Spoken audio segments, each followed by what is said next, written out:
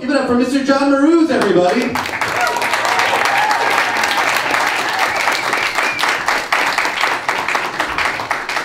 Mark. All right, we're going to see if my voice holds up here. How's everyone doing? Good? Good. All right. Yeah, I took the 6 train down here tonight, and that's always an adventure. You know, whenever I hear that announcement over the loudspeaker, if you see something, say something. Yeah. Yeah. I'm thinking nipple.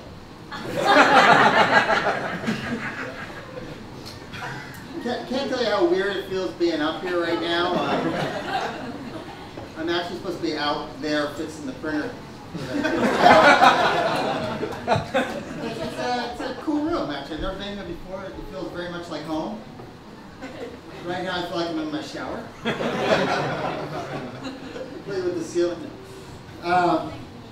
Yeah, so I had a very fun weekend. I actually was laid up with a cold, which is why I'm kind of sounding like I am now. So I was on the couch watching a lot of TV this weekend, flipping channels between the NFL and CNN. And I got to watch, you know, some of the great rivalries. We had the Packers and the Giants, and we had the Arabs and the Jews. I really don't think God gives a shit about either one. Yeah. So big happenings in our family. My parents are retiring after very long and productive careers. You know, they've been filled with countless blessings. I mean, they got financial security, they're healthy, and they've got 6 wonderful grandkids. So to celebrate this wondrous occasion, they went out and bought a gravestone.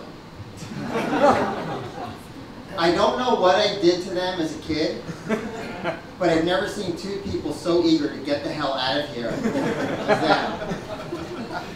But, I mean, it just kind of points out that I don't think they really have much to do because they're treating this thing as if it's a new grandkid. They're posting pictures on Facebook.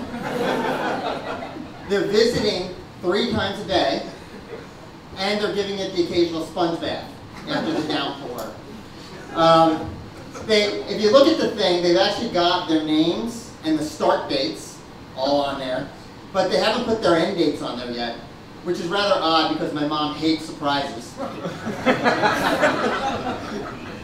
And then there's my dad. He's not innocent here. His contribution to the project, he's an engineer, right? So he's actually added an ATM machine onto the thing because he says he wants his kids to visit him after he's gone.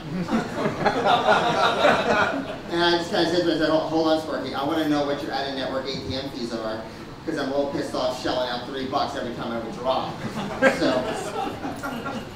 So on to the really nutty side of my family. I am married to a woman, I should say that. Yeah, my wife and I have been married now for 20 years. Thank you very much. I call her Babe, and she calls me First Husband. Yeah, and actually I kind of like it. It actually hasn't been 20 years. It's actually going to be 17 years. But she's earned enough loyalty reward points that we upgraded her.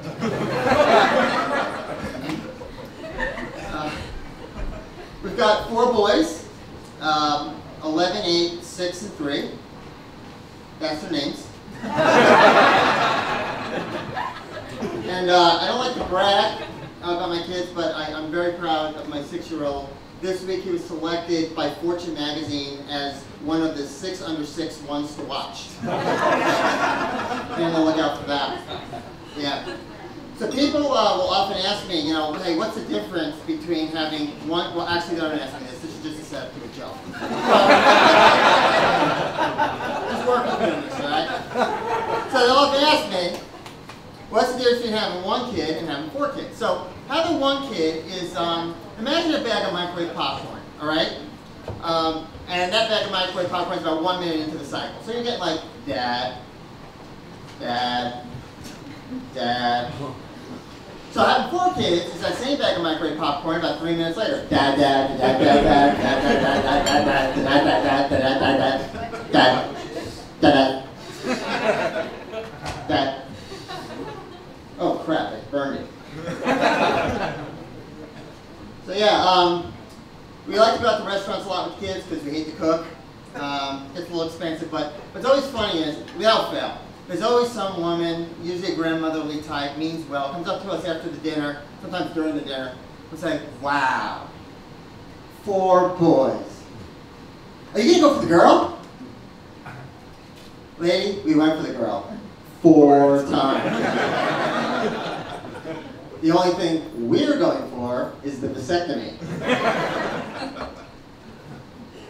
So kids are going to school a lot right now, and I'm telling you, some of these school policies these days are really nuts. The big thing they have right now is pajama day. Let me tell you something. Nothing good can come of having little boys and little girls wear pajamas to school. This is an activity that should remain in the office.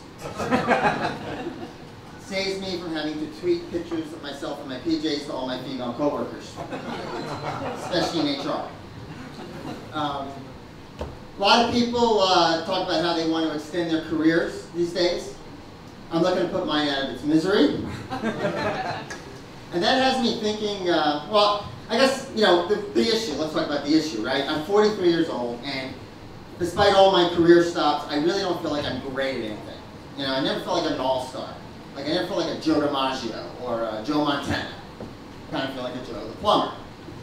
So, that has me thinking about a career change, and what I've been thinking about is actually porn. That's not the joke. I don't know why you're laughing. You know, but first of all, I'm going to keep the name Joe the plumber. Okay. But when you really think about it, everyone who has appeared in adult film is known as a porn star. Right? So seriously, when was the last time you ever heard of a porn actor? A porn bit player? A member of the porn ensemble? You never hear these terms, right? It's always porn star. So the way I see it is, I get in one scene, bada bing, bada boom, porn star. My career changed. Thank you very much.